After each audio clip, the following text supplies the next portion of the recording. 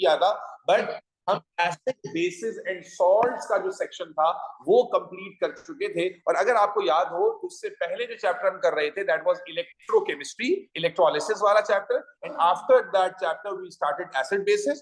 पहले उसमें हमने एसिड बेसिस कवर किया and then we covered salts. ठीक है, मैंने वहां पर भी मेंशन किया कि salts will be discussed again. जनवरी मिड से ही हम एटीपी सेशन अनाउंस कर रहे हैं। मैं पहले से बता दूं भाई, थोड़ा सा तकलीफ के लिए माजरत, क्योंकि ATP session over the years में हमेशा से अलग से कराता आया हूं, other than these two classes.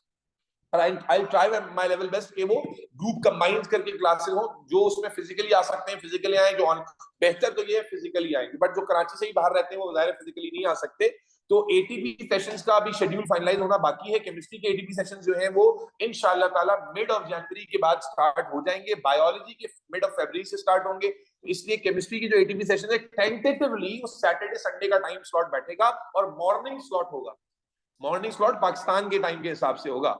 ठीक है, तो नॉर्मली होता है कि मल्टीपल ग्रुप्स कंबाइन होते हैं तो 2-3 जगह पे हो रहे होते हैं सेशंस, तो जो टाइमिंग भी सूट करे आप उस टाइमिंग पे अटेंड कर सकते हो, ये एक आपको लेवरेज मिल सकता है। और नॉर्मली जो टाइम स्लॉट होता है वो 10 बजे का होता है, जो पिछले कई सालों से यानी लास्ट ईयर जो वर्ड्स पे टाइम स्लॉट था वो 10 से 12 का सेशन था, और फिर डिफेंस में एक दूसरी जगह था वो 1 से 2 का 3 का सेशन था, इस तरह से था। 1.5 से 2 घंटे का सेशन होता है, और टोटल केमिस्ट्री का जो सेशन है वो 5 से 6 सेशन होंगे, जिसमें हम पूरा एटीपी कवर कर लेंगे with practice and with bulk of homework. तो इसलिए वो एटीपी सेशंस की प्लानिंग चल रही है और इंशाल्लाह उसकी डेट भी अनाउंस हो जाएगी, और वो संडे संडे या सैटरडे वीक में एक सेशन होगा, इस तरह से करके होगा। तो इसलिए जो मैं पहले से एडवांस में आपसे कह देता हूँ, सैटरडे संडे रखने का वजह है कि स्कूल की छुट्टी होती है। ठीक है, और जो बच्चे बाहर रहते हैं संडे को स्कूल जाना होता है, तो उनका भी स्कूल जो है वो हम ऐसा टाइम रखते हैं कि वो अर्ली मॉर्निंग शायद क्लास ले लें, और अगर वहां भी टाइम उनका सेट नहीं हो रहा तो किसी और ग्रुप के साथ ले लें। बहरहाल एटीपी सेशन बड़े एक्सक्लूसिव होते हैं, और 6-7 सेशंस के अंदर पूरे एक पेपर की तैयारी कंप्लीट हो जाती है। तो एक एक सेशन बहुत ही ज्यादा फ्रूटफुल होता है, and I don't want anybody to miss that session live. आप फिजिकल और रिकॉर्डिंग भी होती है, बट लाइव लेने में ज्यादा आपको कंफर्टेबल होगा, और बेहतर यह है कि आप फिजिकली आकर अटेंड करें। ठीक है, तो ये टेंटेटिव स्लॉट मैंने बताया है कि मोस्ट लाइकली सैटरडे या संडे में से कोई एक दिन होगा, और मॉर्निंग स्लॉट होंगे 10 से 2 के दरमियान वाले, 10 AM से 2 PM पाकिस्तानी टाइम, इनके दरमियान लाई करेगा। मैं अर्ली भी रख लूं, लेकिन अर्ली में मसला ये होता है कि जो फिजिकल कैंपस है वो मैनेजमेंट ही नहीं होती वहां पर 8 बजे 9 बजे, वो मुश्किल हो जाता है इस वजह से। लेकिन अगर मुमकिन हुआ तो वो भी तो बता दूंगा मैं। ठीक है जी, तो ये एक जनवरी की एक हैपनिंग है। दूसरी बात ये कि हम इलेक्ट्रोकेमिस्ट्री और एसिड बेसिस एंड सॉल्ट्स को कर चुके हैं। If you remember the section of chemistry जो हम पढ़ रहे थे, तो उस सेक्शन में जो चैप्टर्स आते थे वो थे दी पीरियोडिक टेबल। अच्छा, आपको एक होमवर्क दिया गया था, किया आपने होमवर्क? बेटा होमवर्क दिया गया था आप लोगों को, ईमानदारी से सच सच बताना, किया है? कर लिया। जरा बता सकेंगे होमवर्क में कौन से चैप्टर्स आपको दिए गए थे? जी सर, एक मेटल्स। सर पीरियोडिक टेबल वाले में वो नहीं था, last transition periodic elements. Table था। जी सर, ट्रांजिशन एलिमेंट्स पे यूट्यूब से करना पड़ा आपके उससे। मैंने किया ही अच्छा ठीक है, मेटल्स एंड एक्सट्रैक्शंस, नहीं। इलेक्ट्रोकेमिस्ट्री या इलेक्ट्रोलिसिस वाला चैप्टर कह लें आप इसको,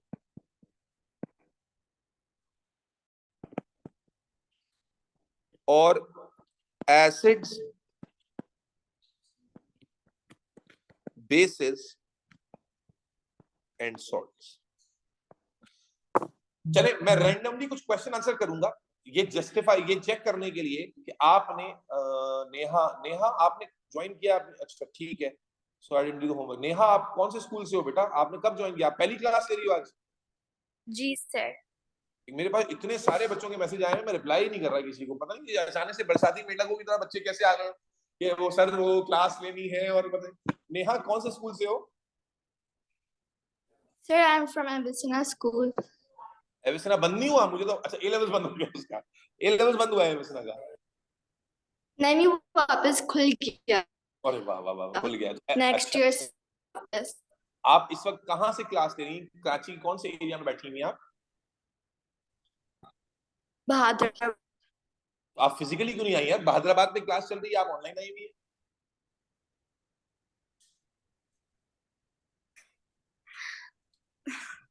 सच बता दो, बोलो मैं सुस्ती और काहिली में नहीं आई हूँ, अगर कोई ऐसा रीजन है तो बता दो मुझे। नहीं, चलो बहरहाल देखो, ये बच्ची जोहा बैठी हुई है, जौहर से आती है, ये जौहर में लिखी ना, जौहर से आती है और मैं अपने भाई को जो है ना वो उसके साथ उसको पकड़ के, और तुम बाजाबाद से नहीं आई हो। बहरहाल चलो नेहा, अभी नेहा की डिस्कशन में जाएंगे तो काम खराब हो जाएगा। तो मैं जस्ट टू रैंडमली चेक कि आपने होमवर्क किया या नहीं किया, मैं कुछ रैंडम क्वेश्चंस पूछूंगा और जिनसे पूछूंगा उनका जवाब एक्सपेक्ट करूंगा। Starting from Arisha Shoaib. अरीशा शुएब, मुझे बताइएगा कि ग्रुप 1 के जो एलिमेंट्स होते हैं वो मेटल्स होते हैं, उनको अल्कली मेटल्स क्यों कहा जाता है?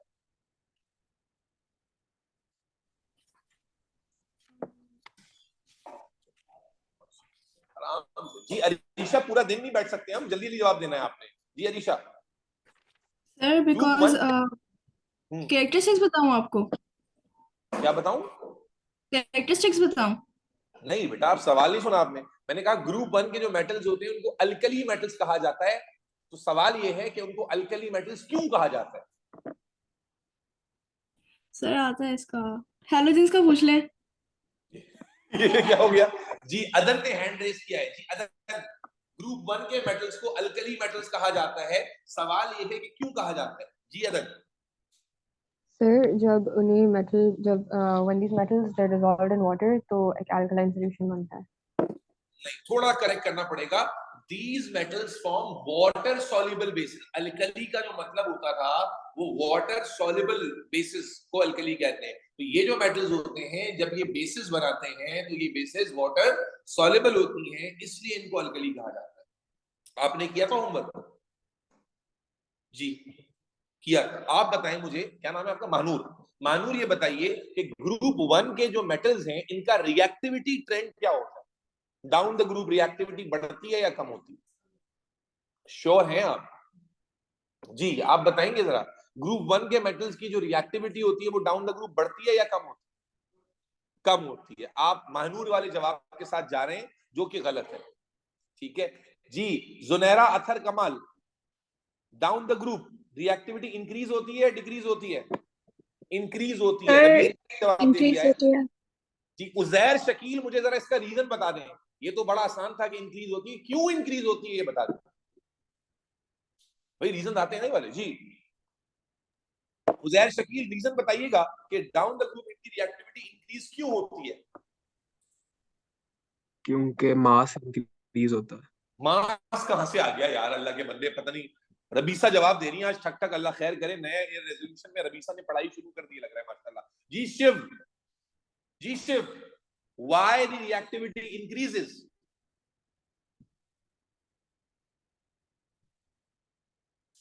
ओके, साइलेंस आ गई है जिसमें मैं जल्दी से जवाब दे देता हूं। तो बेटा होता ये था कि जब आप डाउन द ग्रुप आते थे तो उनका साइज बड़ा होता जाता था, और जब साइज बड़ा होता जाता था तो न्यूक्लियस से इलेक्ट्रॉन का जो डिस्टेंस था वो इंक्रीज होता जाता था। और हमने ये पढ़ा था कि जो मेटल्स होते हैं they prefer to lose electron. तो when distance of the electron from the nucleus increases, तो न्यूक्लियस का ग्रिप होता है ऑन इलेक्ट्रॉन्स वो वीक होता जाता है, and therefore losing electron becomes easy. So अगर हम lithium, sodium, potassium, rubidium, caesium, francium के एलिमेंट्स को देखें तो as we are moving down, size of the atom is becoming bigger, larger, and it is becoming easy to lose electron, जो रबीसा ने भी लिखा, इलेक्ट्रॉन लूज करना बिकम्स। और यही सेम रीजन उल्टा होके अप्लाई होता है ग्रुप 17 में।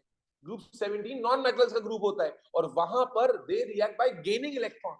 तो जब उनमें हम नीचे आते थे तो साइज बड़ा होने की वजह से इलेक्ट्रॉन गेन करना डिफिकल्ट हो जाता था। तो ग्रुप 17 की जो रिएक्टिविटी होती है वो डाउन द ग्रुप डिक्रीज होती है, और ग्रुप 1 की जो रिएक्टिविटी होती है वो डाउन द ग्रुप इंक्रीज होती है।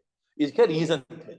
अच्छा, और कौन? जाबिर, मिस्टर जाबिर, जरा ये बताइएगा, मिस्टर जाबिर ये बताइएगा कि जो ग्रुप 7 के एलिमेंट्स होते हैं, अल्लाह आपका भला करे, इनके कुछ कलर्स होते हैं, जरा कलर बता सकेंगे मुझे?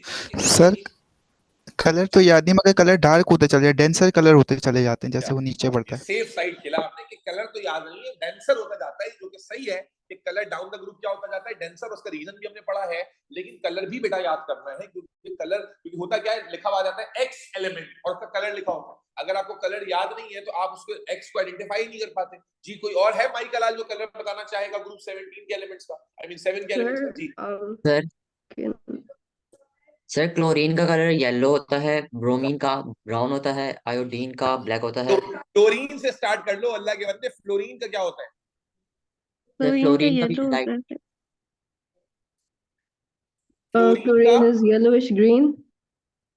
फिर वेरी Fluorine गुड। येलो होता है, क्लोरीन येलोइश ग्रीन, और हम्म, ब्रोमीन येलोइश ब्राउन होता है, आयोडीन ब्लैक एंड एसिटीन bromine completely reddish black brown होता होता है, not yellowish brown, reddish brown होता है। आयोडीन जो होता है वो सॉलिड स्टेट में ब्लैक होता है और वेपर स्टेट में पर्पल होता है। आयोडीन के याद रखिएगा, आयोडीन इज सबलाइम सॉलिड। तो आयोडीन का कलर देखकर लिखना। अगर आयोडीन सॉलिड लिखा हुआ है तो you will write black, and अगर आयोडीन वेपर लिखा हुआ है you will write purple.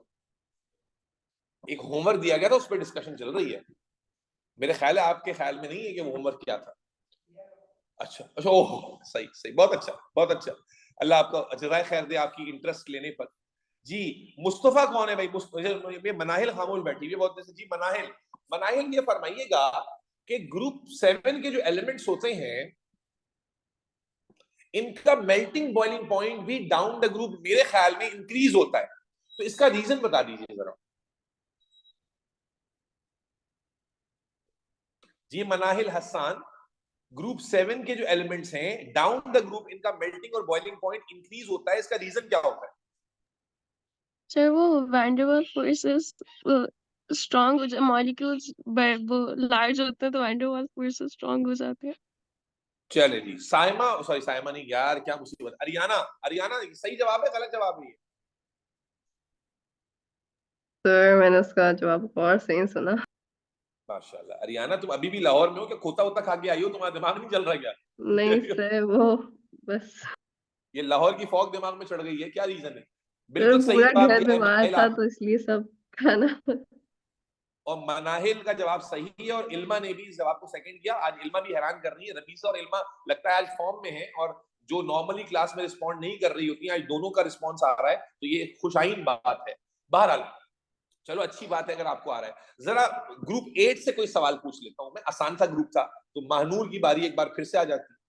Mahnoor ये बताइएगा, बल्कि महानूर को छोड़ो, तलहा से पूछते हैं। तलहा मेरी जान के टोटे, ये बताओ कि ये जो ग्रुप 8 में एलिमेंट्स होते हैं ये रिएक्ट नहीं करते कम वक्त, क्यों नहीं करते रिएक्ट?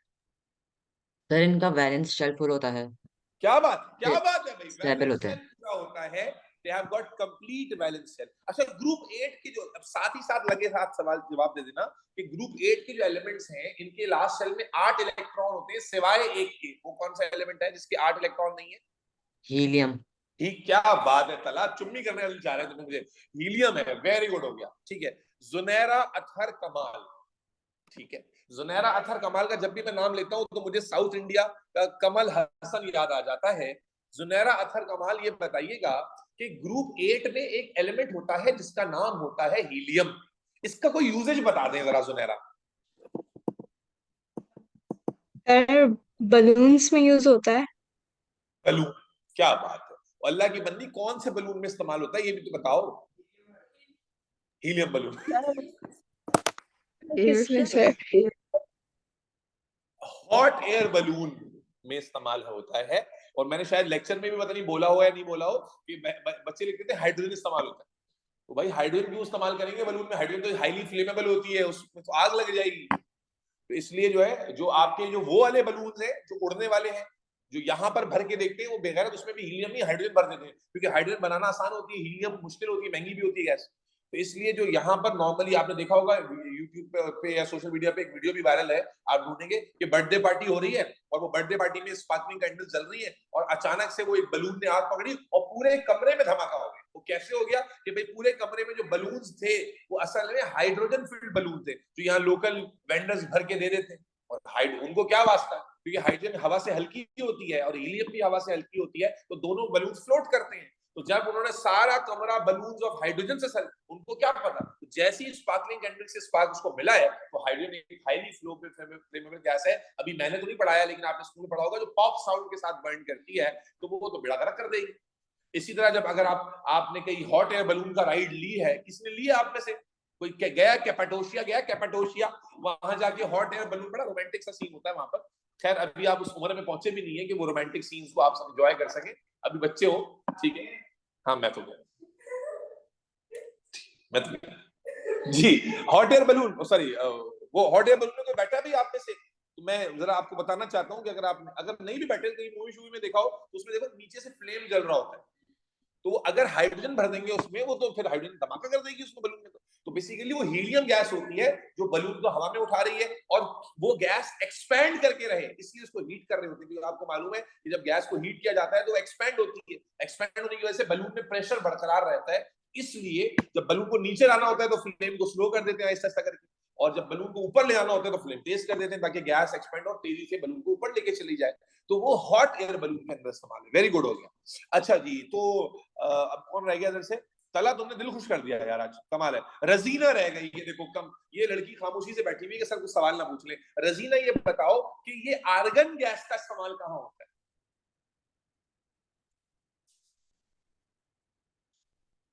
रजीना हम्माद, आर्गन गैस का इस्तेमाल कहाँ होता है? रजीना कहाँ माइक म्यूट करके बैठी हुई हो तुम?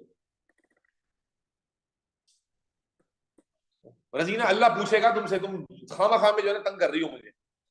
Inert atmosphere in light bulb, क्या बात है। लाइट बल्ब नहीं बेटा, देखो ये छोटे छोटे मिस्टेक करोगे ना गड़बड़ हो जाएगी। लाइट बल्ब तो फिर हर तरह का बल्ब होता है, आप बोलोगे फिलामेंट बल्ब। भाई ये जो एनर्जी सेवर है ये भी तो लाइट बल्ब है, ये ट्यूबलाइट भी लाइट बल्ब है, लेकिन इसमें थोड़ी आर्गन इस्तेमाल हो रही है। आर्गन का इस्तेमाल होता है जो आपके वो पीले वाले बल्ब आते हैं जिसमें फिलामेंट होता है। अब वो बिजली बहुत लेते थे इसलिए आजकल इस्तेमाल उसका कम हो गया, तो वो जो फिलामेंट बल्ब होते हैं ना उसमें आर्गन इस्तेमाल होती है। क्यों? क्योंकि वो फिलामेंट बल्ब बहुत ज्यादा गर्म हो जाता है, तो उसके अंदर अगर एयर होगी तो वो एयर में कंबशन हो जाएगी, इसलिए उसके अंदर इनर्ट एनवायरनमेंट क्रिएट करने के लिए आप जो है वो आर्गन डालते हैं। आर्गन गैस का इस्तेमाल, अब ये देखो ना छोटी छोटी मिस्टेक से भी मार्क्स कट जाएंगे। लाइट बल्ब नहीं कहना, आपने कहना filament bulb, filament light bulb. इसी तरह बलून नहीं कहना, हॉट एयर बलून है। ठीक हो गया? अच्छा जी, बात समझ आ गई? Ariana, Razina, Neha, Manahil, everybody else, mister Shiv Kumar, okay. अब आ जाएं बात को आगे। अच्छा, अब रजीना का जवाब भी फाइनली आ ही गया। अच्छा, तो मेरे भाई, मेरे दोनों वाले हाल, मेरे नन्हे उन्ने काके, अब सीन कुछ ऐसा है कि अब हम केमिस्ट्री में दो चीजों को पहले प्रायोरिटाइज करके खत्म करेंगे, जनवरी और फरवरी के मिड से पहले पहले। तो जो अब ऑब्जेक्टिव है, जनवरी में हम मिड के बाद एटीपी सेशन जो करेंगे वो इसके अलावा है, मैं इन रेगुलर क्लासेस की बात कर रहा हूं। तो हम दो चीजों को टारगेट करेंगे। पहला टारगेट जो हमारा है वो है चैप्टर मोल्स एंड स्टीशियोमेट्री। आपने अभी मोल्स एंड स्टीशियोमेट्री नहीं किया, और सिर्फ यही ग्रुप है जिसमें मोल्स एंड स्टीशियोमेट्री नहीं हुआ है अभी, बाकी लेकिन बाकी ग्रुप में एसिड बेसिस नहीं हुआ है, आपने वो कर लिया। तो मोल्स एंड स्टीशियोमेट्री का चैप्टर जो है वहां से हम स्टार्ट करेंगे। देन ऑर्गेनिक केमिस्ट्री, ठीक है। ऑर्गेनिक पहले हाफ में कराना भी मुमकिन है क्योंकि स्कूल में आपकी आ रही होती है, बट आपकी सीरियसनेस का जो इंप्रूवमेंट आता है ना वो आता है सेकंड हाफ में। तो organic is a section which you need to study at a very serious level, ताकि एक गो में हो जाए। Organic is not a section जो आप एक दफा पढ़े कच्चा पक्का फिर दोबारा नहीं होगा, क्योंकि वो चैप्टर बाय चैप्टर नहीं है, बल्कि वो पूरा एज अ सेक्शन हम उसको ट्रीट करते हैं, और इसलिए उसका पूरी अंडरस्टैंडिंग के लिए आपका सही डिसिप्लिन बड़ा जरूरी है। इसलिए हम अब जिन दो चैप्टर्स या दो टॉपिक्स पर बात करेंगे वो है मोल्स एंड स्टीशियोमेट्री, और उसके बाद हमारे पास है ऑर्गेनिक, और बाकी जो भी हमारा रिमेनिंग चैप्टर या टॉपिक रहेगा वो इन दोनों के बाद आएगा। ये हमारा टारगेट है by the mid of February कि हम उससे पहले पहले ये दोनों चीजें कंप्लीट कर लें। स्टार्ट हम मोल्स एंड स्टीशियोमेट्री से करेंगे, which is a purely mathematical chapter. बच्चों की बड़ी जान जाती है मोल्स से, जान निकल जाती है उनकी मोल्स करते हुए, और उसका रीजन ये है कि आपकी जो प्रैक्टिस होती है उसको लेकर आप खुद भी सीरियस नहीं होते, और दूसरा रीजन ये है कि आप की मैथ कमजोर है। ये मुझे मल्टीपल ग्रुप्स को कराते हुए हर साल अंदाजा हुआ कि असल में मसला मोल्स में नहीं है, आपको मैथ ही नहीं आती, आपको कैलकुलेटर ही इस्तेमाल करना नहीं आता है, और ये एक बड़ा सिग्निफिकेंट रीजन है कि आपका मोल्स एक चैलेंजिंग चैप्टर बन जाता है आपके लिए। अच्छी बात यह है आपके लिए कि मोल्स अब नए सिलेबस से मुराद जो अपडेटेड सिलेबस है, मैं आपको अगर बताऊं मोल्स, क्योंकि हम मोल्स की तरफ जाएंगे अब, तो मोल्स एंड स्टीशियोमेट्री का जो चैप्टर था ना, ये 2000 यानी 2023 है ना, तो समझ लीजिए 24 आ गया, तो 2020 2020 तक मोल्स एंड स्टोइचियोमेट्री का जो चैप्टर है वो भाई साहब बहुत ही इंपॉर्टेंट चैप्टर था। क्यों? क्योंकि जो एटीपी होता था वो होता था 60 मार्क्स का उस वक्त, अभी एटीपी 40 मार्क्स का हो गया। तो 60 मार्क के पेपर में एटीपी के मोल्स एंड स्टोइचियोमेट्री से 32 मार्क्स आते हैं, तो आधा पेपर आपका मोल से हो जाता था। तो उस लिहाज से बहुत ही तगड़ा चैप्टर था कि अगर आपको मोल्स आता है तो वारे ने हारे, नहीं आता तो गए, पेपर ही ठुक जाता था। लेकिन अब क्योंकि एटीपी आपका 40 मार्क का हो गया, ठीक है ना, तो 40 मार्क के एटीपी में 32 मार्क्स तो मोल से नहीं आएंगे। तो अब आपको मोल से जो मार्क्स एटीपी में मिलते हैं वो तकरीबन होते हैं, अल्लाह भला करे, मिनिमम 12 मार्क्स के आसपास आपको 10, 12, 13 मार्क्स आपको मोल्स से मिल जाते हैं, कैलकुलेशंस ऑफ मोल्स से मिल जाते हैं। इसके अलावा पेपर 2 में मोल से रिलेटेड क्वेश्चन 4 मार्क का आ जाता है, बड़ा कॉमनली बार बार आता है, हर पेपर 2 में ऑलमोस्ट एक मोल का क्वेश्चन लाजमी होता है ऑफ 4 मार्क्स। और पेपर 1 के अंदर भी कम से कम 2 एमसीक्यू मोल के होते हैं।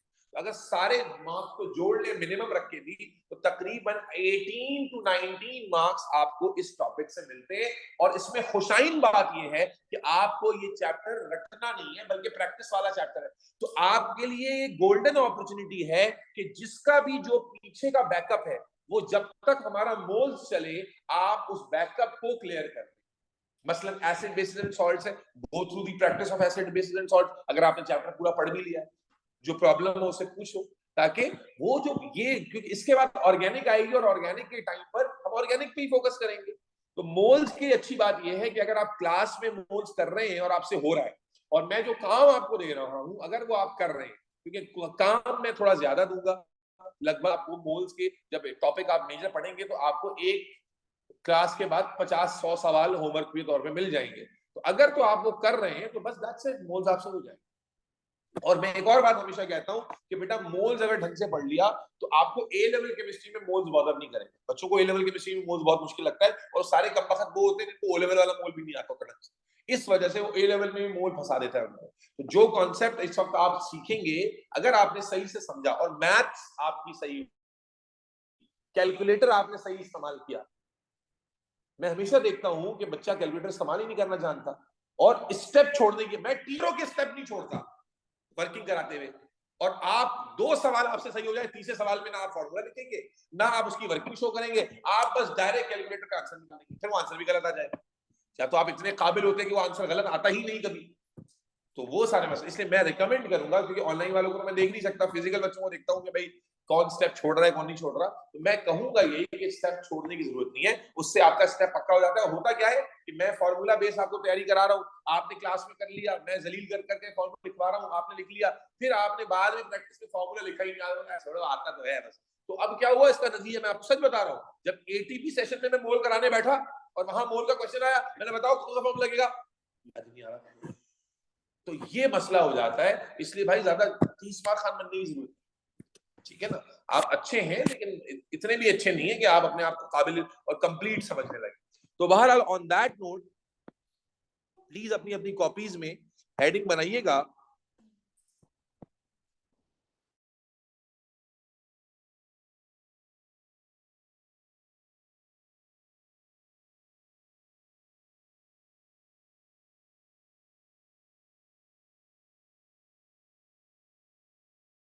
I think formulas तक सही है, मगर वो जो I don't know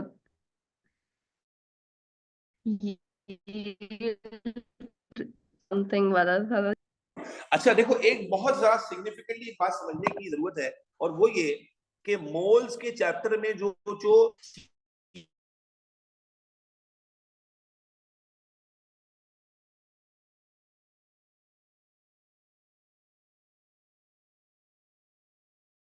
चैप्टर को अगर हम देखते हैं तो we have got too many learning objectives in this chapter. तो पहले जरा कर लेते हैं ताकि अगर भी कुछ कराना हो जाऊं तो आप मुझे याद दिला सकें कि सर ये वाला रह गया, ठीक है। तो स्टार्ट करते हैं बेटा। तो this chapter start with AR and MR, concept of AR and MR, relative atomic mass and relative molecular mass. Then क्योंकि मेरी ऑब्जर्वेशन रही कि बच्चों ने अक्सर बच्चों ने टॉपिक ही पूरे नहीं पढ़े हुए, जिसकी वजह से जब उनका कोई सवाल आ जाता है मोल से रिलेटेड तो वो कर ही नहीं पाते। AR and MR।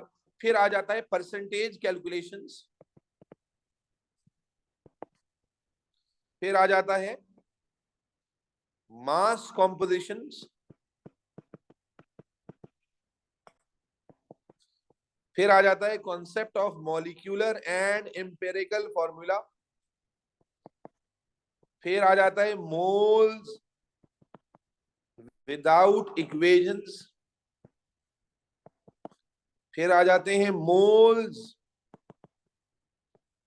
With equations, और फिर मोल्स विद इक्वेशंस के अंदर सब टॉपिक आ जाते हैं, वो आ जाता है मास कैलकुलेशन, मास वॉल्यूम, बेटा 30 नंबर पे है mass composition, mass volume composition calculation,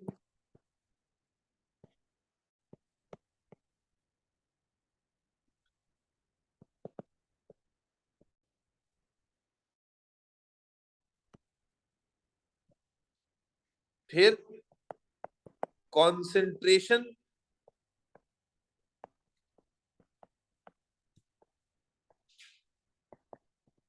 calculations, फिर कॉन्सेप्ट ऑफ लिमिटिंग रिएक्टेंट,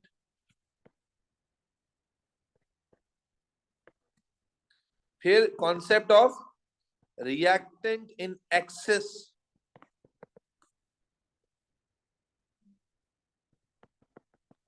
फिर percentage yield, and finally percentage purity. And one more जो इस चैप्टर में नहीं है लेकिन ATP में आ जाता है, कैलकुलेशन बेस्ड, ये कैलकुलेशन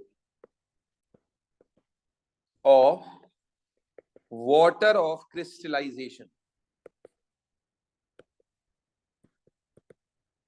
ये है मोल के चैप्टर के वो लर्निंग ऑब्जेक्टिव्स जो जब हम इस टॉपिक को एंड करें तो आपको याद होनी चाहिए।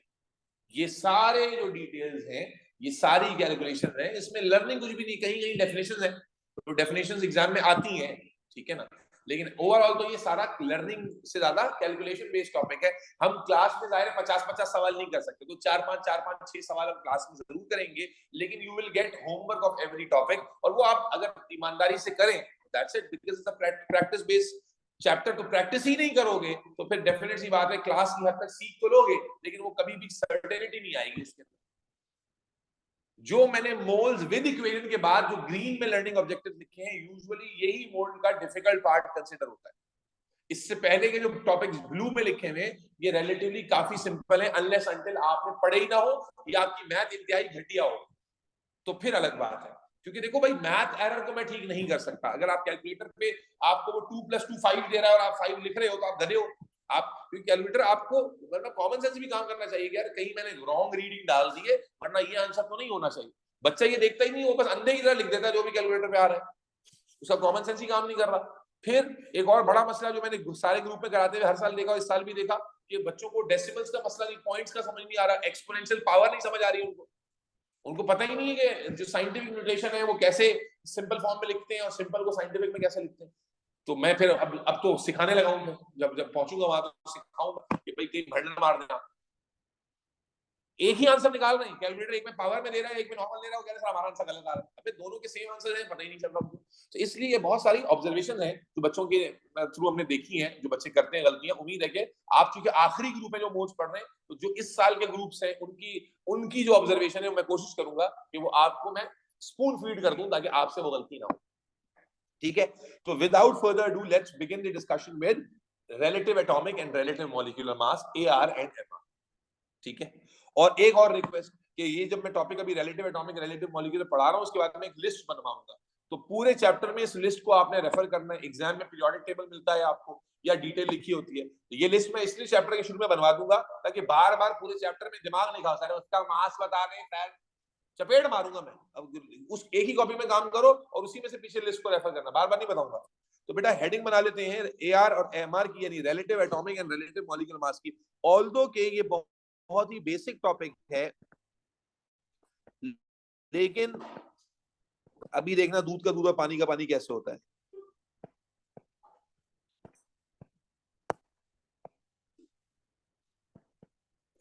तो स्टार्ट करते हैं हमारी क्लास की, जो आज गेस्ट अपीयरेंस में आई हैं, मिस नेहा, जो बहादुराबाद में रहती हैं लेकिन ऑनलाइन आ गई हैं। ये बताइए मिस नेहा, रिलेटिव एटॉमिक मास क्या होता है? नेहा, जो तुम्हें पता है बिल्कुल बिंदास होके बोलो जी। जी सर, ये बेसिकली एक मास होता है एलिमेंट का, टोटल मास निकाल, जैसे NaCl है तो उसका टोटल हम मास निकालते हैं through this formula. I think so या। अच्छा चलो, गुड हो गया जी। उजैर शकील, कोई विशेष टिप्पणी देना चाहेंगे आप रिलेटिव एटॉमिक मास के बारे में?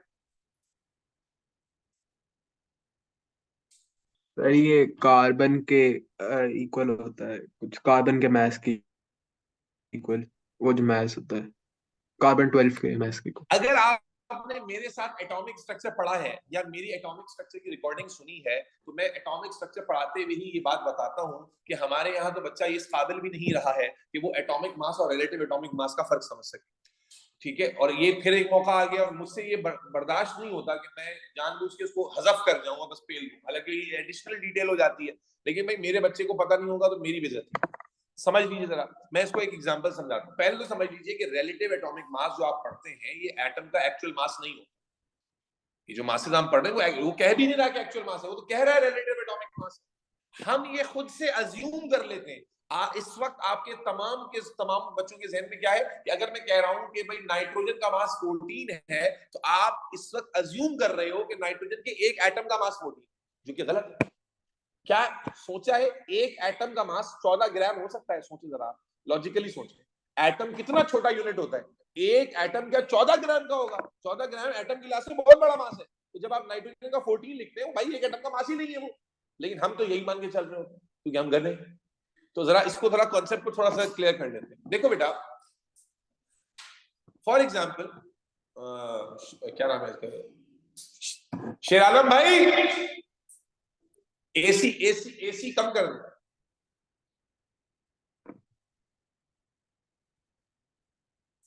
अच्छा बेटा, मैं क्या कह रहा था समझना। देखो मेरे भाई, मैं एग्जांपल पहले आसान समझाता हूं, फिर एटम पे आता हूं, उसका लॉजिक भी समझाता हूं, ताकि डिस्कशन हमेशा के लिए एंड करें।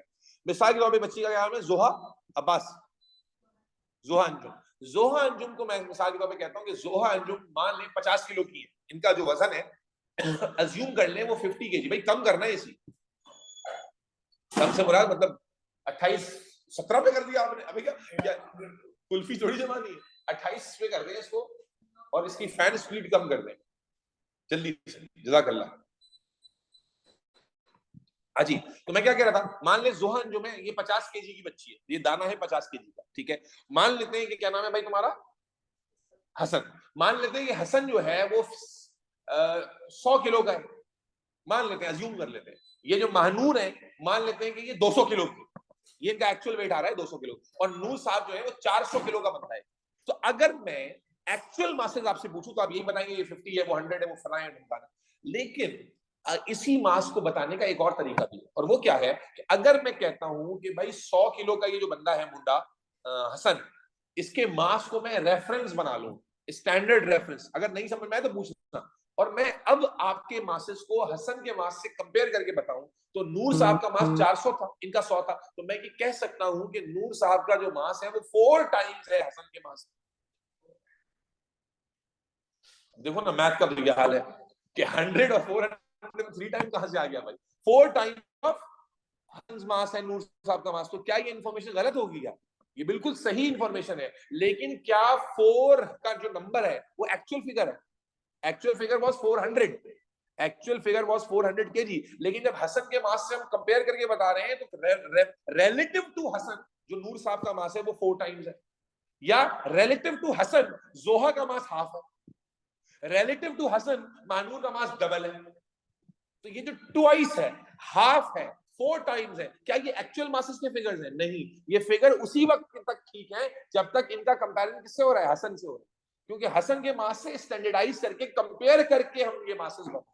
अब भी बात सुनो, अब एटम पे क्या होता है? देखो एटम का जो एक्चुअल मास है वो तो बहुत ही कम है, एटम का एक्चुअल मास बहुत ही कम है। तो अगर हम एटम के एक्चुअल मासेस को पढ़ने लग जाए, जैसे मैं आपको रेफरेंस के लिए बताता हूं कि हाइड्रोजन एटम का, ये सिर्फ समझाने के लिए बता रहा हूं, याद नहीं रखना, हाइड्रोजन एटम जो होता है उसका जो एक्चुअल मास होता है वो क्या होता है ये समझिए। 0.1 2 3 4 5 6 7 8 9 10 11 12 13 14 15 16 17 18 19 20 21 22 23 24 25 26 27 16742 ग्राम्स। ये हाइड्रोजन एटम का एक्चुअल मास है, जो कि साउंड्स लॉजिकल, क्योंकि एटम इतना छोटा पार्टिकल होता है कि उसका मास कम ही होना चाहिए था। ये आपके सिलेबस में तो नहीं है ये मासेस, लेकिन अगर आप हाइड्रोजन का एटम का एक्चुअल मास जानना चाहते हैं वो ये है। लेकिन क्या आप हाइड्रोजन का ये मास पढ़ रहे हैं? नहीं, आप तो पढ़ते हैं मास उसका वन है, क्योंकि आप एक्चुअल मास पढ़ ही नहीं रहे होते, आप क्या पढ़ रहे होते हो? रिलेटिव।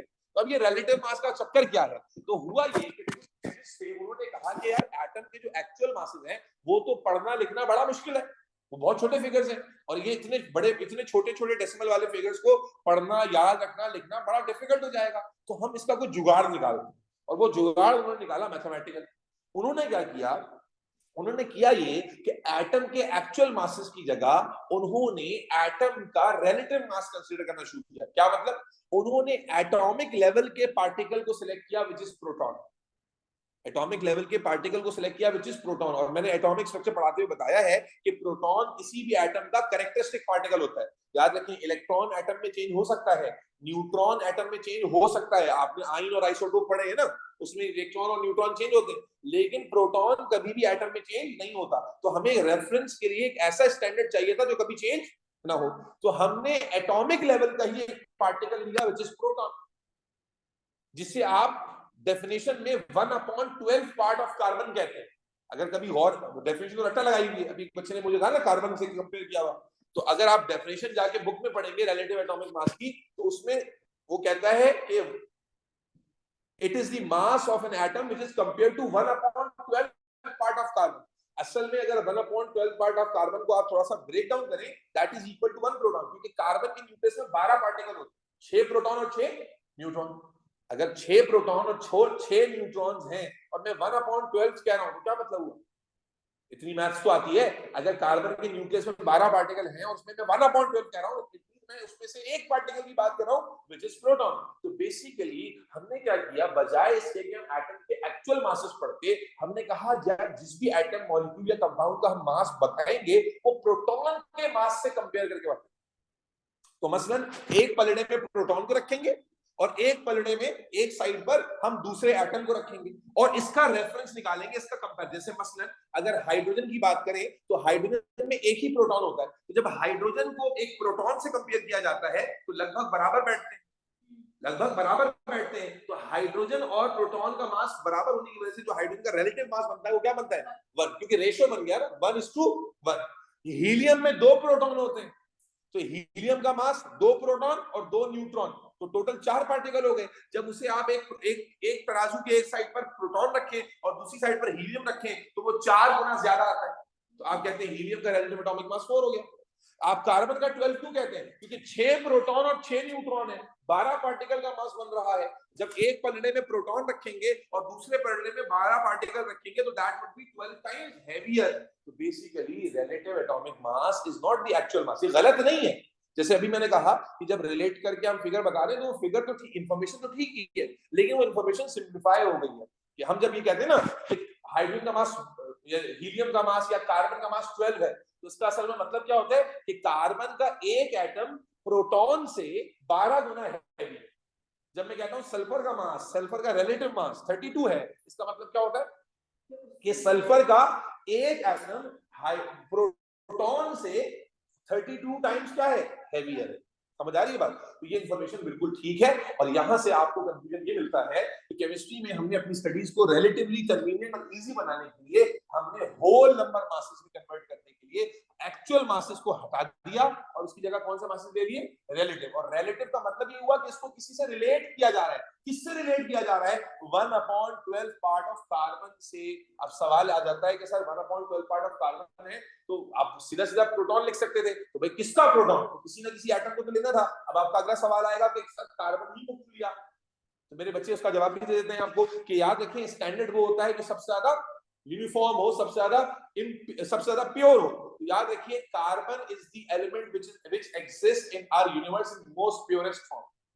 हमारे एलिमेंट, हमारी यूनिवर्स का जो हमारी ऑब्जर्वेबल यूनिवर्स है, जिसकी स्टडी हमने अब तक की है, उसमें वन ऑफ द एलिमेंट जो प्योरेस्ट फॉर्म में मौजूद है वो carbon.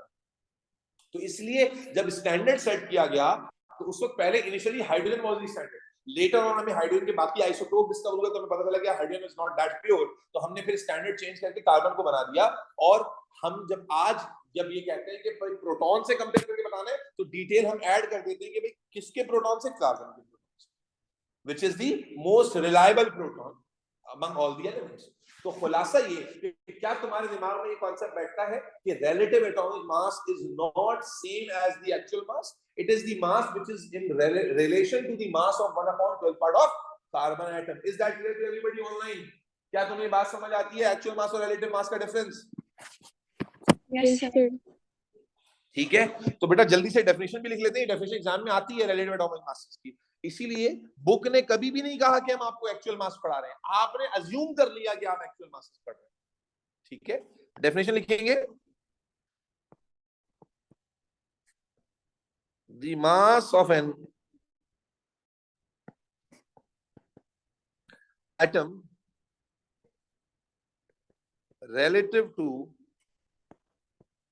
1/12 part of carbon 12 isotope is called relative atomic mass of that atom। Rabisa, Ilma, Jabir, Ayan, Talha, Neha, बात को समझ आई? अरीशा, मनाहिल, रिजा? Yes, sir. शिव कह रहे हैं प्रोटॉन। शिव तुम्हें समझ में नहीं आया? शिव माइक पर आओ। शिव, शिव बेटा माइक पर आ जाओ। तुम्हारे लिए मैं रिपीट कर देता हूं कंक्लूसिवली, आसान लफ्जों में, कि देखो आप जो मास पढ़ रहे हो वो एक्चुअल नहीं है, वो रिलेटिव है। तो रिलेटिव का मतलब इसे किसी चीज से रिलेट करके बताया जा रहा है। तुम इसको इस तरह सिंप्लीफाई करो, मैं तो लंबा चौड़ा कर दिया कॉन्सेप्ट समझाने के लिए, अगर इसको कॉम्प्लिकेट नहीं करना चाहते तो बस ये याद रखो कि केमिस्ट्री में जितने मासेस हम पढ़ रहे हैं वो एक्चुअल में एक्चुअल मासेस नहीं है, क्योंकि एक्चुअल मासेस बहुत छोटे और बहुत मुश्किल फिगर्स हैं। तो इसलिए हमने एक स्टैंडर्ड ऑफ रिलेशन सेट किया विच इज 1 प्रोटॉन, और जितने भी मासेस हम बता रहे हैं वो बेसिकली प्रोटॉन के मास से कंपेयर करके रेशियो में बता रहे हैं, एंड दैट इज व्हाई उस मास को हम रिलेटिव कह रहे हैं। और रिलेटिव मास का सिंबल AR है, AR रिलेटिव एटॉमिक। इसको सिंप्लीफाई करके ऐसे याद रखें, ठीक हो गया। अब रिलेटिव एटॉमिक मास जब हम पढ़ते हैं तो यहाँ पर साथ साथ हम एलिमेंट्स की लिस्ट बना लेते हैं, कॉमन एलिमेंट्स की, जो आपके सिलेबस में बार बार रिपीट होते हैं। एंड मैं हमेशा कहूंगा कि भाई जो बच्चा याद कर लेगा ना वो टाइम सेव करेगा, और जिसको याद नहीं हो रहा, बच्चे ऐसे हो उसके नल्ले हैं कि 10 दफा भी एक एलिमेंट आएगा उसका मास हमको याद नहीं होगा। इसका मतलब है आपकी इननेट लर्निंग आपसे अच्छा तो बंदर है। बंदर को 10 दफा आप कराए वो लर्न कर जाएगा, तोता कर जाएगा, आपसे नहीं होगा। जब 50 सवाल कर लिए सर सल्फर का मास क्या होता है, नन्हे की तरह कर रहा है, याद क्यों नहीं हो रहा तुम?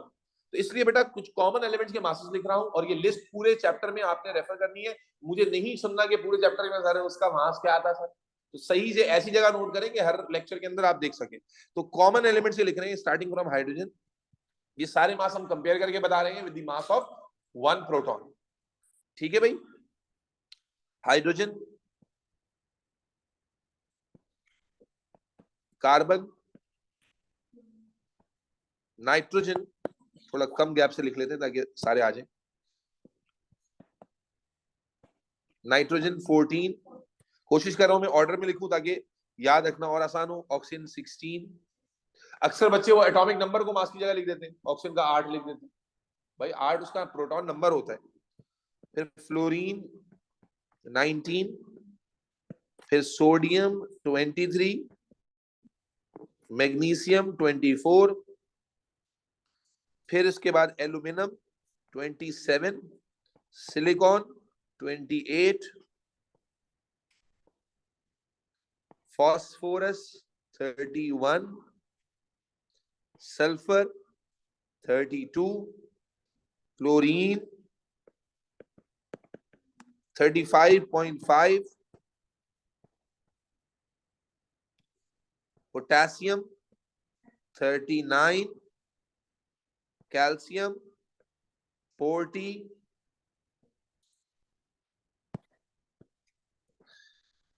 Iron 56, 35.5, copper 63.5। ये वो एलिमेंट्स हैं जो यूजुअली आपको काफी ज्यादा कॉमनली नजर आएंगे अपने क्वेश्चंस के अंदर। तो ये लाइन से लिख दिए मैंने, कोशिश की है ताकि आसानी से आप इनको याद कर सकें।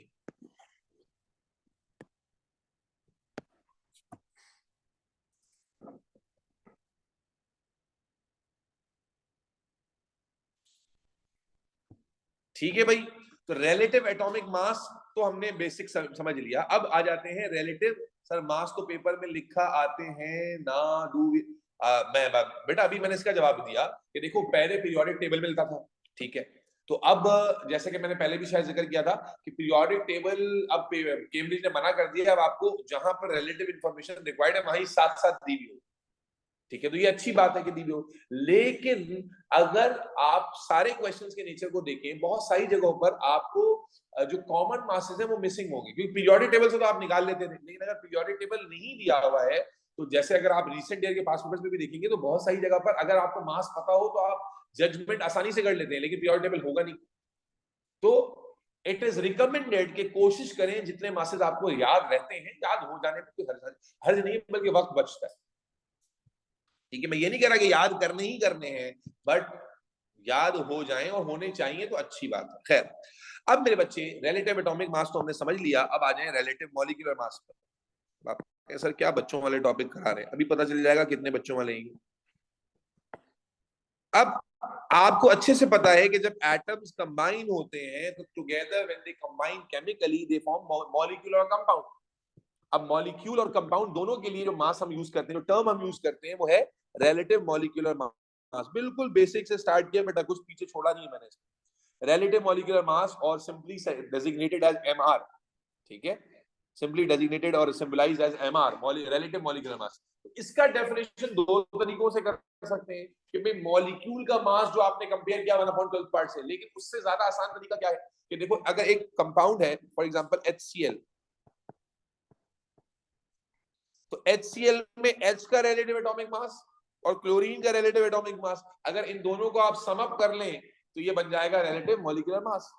नहीं समझे, दोबारा सुनो भाई। अगर एक कंपाउंड या एक मॉलिक्यूल को आप देख रहे हैं तो वो मॉलिक्यूल या कंपाउंड किससे बना हुआ है? एटम से।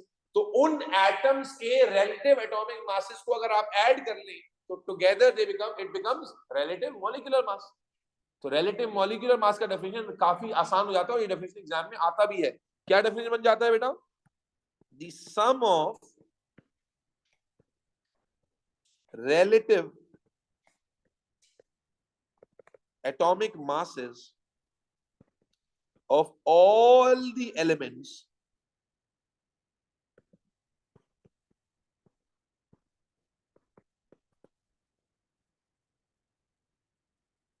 present in a molecule or a compound is called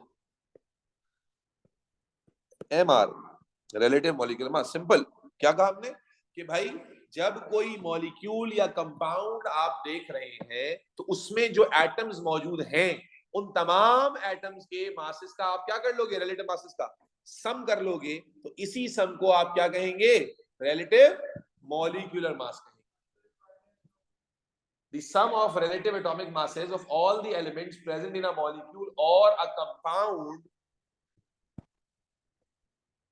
present in a molecule or a compound is called MR or relative molecular mass.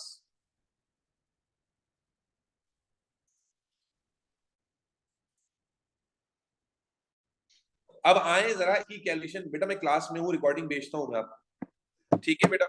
अच्छा, अब आ जाए जरा इसकी कैलकुलेशन करते हैं। दो चार सिंपल कैलकुलेशंस, दो चार मुश्किल कैलकुलेशंस, ठीक है। सिंपल वाली तो सबको आती है, मुश्किल वाले में आपने पहले की हो फिर भी फंसेंगे क्योंकि आपने पहले की नहीं और यही बच्चा फिर फंस जाता है। आए देखते हैं बेटा, एक सिंपल एग्जांपल से स्टार्ट करते हैं। फॉर एग्जांपल मैं आपसे कहता हूं यार H2O का रिलेटिव मॉलिक्यूलर मास कैसे निकलेगा? तो आप कहेंगे सर बड़ा आसान है, कैसे निकलेगा हमारा? आप एलिमेंट्स के एटॉमिक मासेस का सम कर लेंगे। तो हाइड्रोजन जो है वो कितने हैं, 2 हैं, और ऑक्सीजन 1 है। तो आपने इसको ब्रेक किया H into 2, यानी हाइड्रोजन का मास टाइम्स 2 प्लस ऑक्सीजन का मास विच इज 1 into 2 plus 16। अगर आप कैलकुलेशन जानते हैं तो this is 2 plus 16 which is 18 simply. एक और एग्जांपल देखें, H2SO4। आपने क्या देखा बेटा, समझना है तो रोकना। आपने कहा इक्वेशन बनी H into 2 प्लस, क्योंकि एडिशन करना है, सम करना है सबका, plus sulphur plus oxygen into 4। अब आप मासेस पुट करें तो हाइड्रोजन का मास 1 into 2 प्लस सल्फर का मास 32 प्लस ऑक्सीजन का मास 16 into 4 which gives the answer of 98। इसी तरह एक और एग्जांपल देखें, मैं कहता हूं CaCO3। आपने कहा अच्छा भाई, कैल्शियम का मास प्लस कार्बन का मास प्लस ऑक्सीजन का मास into 3, क्योंकि सम करना है। और ऑक्सीजन का मास into 3 क्यों हो रहा है, because we have 3 oxygen. Calcium has a mass of 40, carbon has a mass of 12 relative atomic mass, oxygen has a mass of 16 into 3, and that concludes to 100। ठीक है जी। तो ये तो हो गई सिंपल से बचकाना एग्जांपल्स। थोड़ा सा एक स्टेप आगे जाते हैं जहां पर बच्चों की थोड़ी सी मौत आना शुरू हो जाती है। ठीक है, एक और एग्जांपल देखिएगा बच्चों, समझ आ रहा है ऑनलाइन वालों, सन्नाटे में बैठे हुए, समझ आ रहा है भाई? जी सर आ रहा है। Yes yes sir. यस और सर। एग्जांपल देखें, अब ये आ गया, ये ब्रैकेट वाली एग्जांपल आ जाती है। ये अलग से नहीं आएगा, ये तो मोल के कैलकुलेशन में ही आ रहा होगा, तो वहां पर बच्चा एमआर गलत निकालता है, क्योंकि ब्रैकेट देख के उसकी जान निकल जाती है, क्योंकि प्रैक्टिस तो की ही नहीं है ना, हलवा है। तो भाई मैथ भी नहीं आती तब वक्तों को। तो अब होता क्या है, ये ब्रैकेट में बड़े बच्चे गड़बड़ करते हैं। याद रखें, ब्रेक करें इसको, mg हो गया, फिर प्लस आएगा, बच्चे मल्टीप्लाई लगा देते हैं दरमियान, ये उसको प्योर मैथ ही बना देते हैं। भाई डिफरेंट एलिमेंट के मासेस क्या हो रहे हैं, ऐड हो रहे हैं ना। mg, वो ब्रैकेट इसलिए लगा हुआ है क्योंकि O और H दोनों दो दो हैं, तो होल ब्रैकेट करके ट्वाइस लिखा है। आपने तो एसिड बेस में वैलेंसी लगाना सीखी। तो ये क्या इक्वेशन बनेगी, mg 1 हो गया, आप इसको कर लें O into 2 plus H into 2, क्योंकि ये जो 2 है ये दोनों पर है। मैथ आती हो किसी भी तरह कर सकते हैं। तो मैं mg का मास 24, फिर ऑक्सीजन का मास 16 into 2, और ये 1 into 2, तो ये हो गया 2, 32, 32 और 2 हो गया 34, 34, 44, 54 और 4 यानी 58। तो ये मास आपके पास बन गया 58। तो ब्रैकेट की जगह यहां पर गलती से मल्टीप्लाई नहीं लगा देना। एक और एग्जांपल देखो, मुश्किल वाली एग्जांपल देखो थोड़ी सी, Al2SO4 थ्राइस। इतना बोल रहा हूं फिर भी कोई ना कोई भंड मारेगा। याद रखें, इसलिए इक्वेशन बना रहा हूं ताकि पहले आपसे गलती ना हो। एल्यूमिनियम को 2 से मल्टीप्लाई करना है, फिर अगला एलिमेंट आ गया सल्फर। अब सल्फर पे होल ब्रैकेट के बाद 3 है, इसका मतलब है वी हैव गॉट 3 सल्फर्स। फिर ऑक्सीजन के पास 4 भी है एंड होल ब्रैकेट का 3 भी है, तो we have to multiply oxygen by 4 and by 3। Oxygen by 4 and by, अच्छा छोड़ रहा हूं भाई, छोड़ रहा हूं भाई, यार बता रहे हैं यार आप लोग। तो अब मासेस डाल दें, 27 into 2 plus 32 into 3 plus 16 into 4 into 3, ये अलग अलग सॉल्व करने। तो 27 into 2 कितना हो जाएगा, 54, प्लस 32 into 3 कितना हो जाएगा, 32 32 64, और ये 96, प्लस 16 into 4 into 3 कितना बैठेगा भाई, सॉल्व कर लो जरा कैलकुलेटर पे। 16 16 32 32 64 और 64 हजार पे 3 हो गया 180 और 192 आई गेस। 192 प्लस 96 प्लस 54 कितना बन रहा है, टोटल बताइए।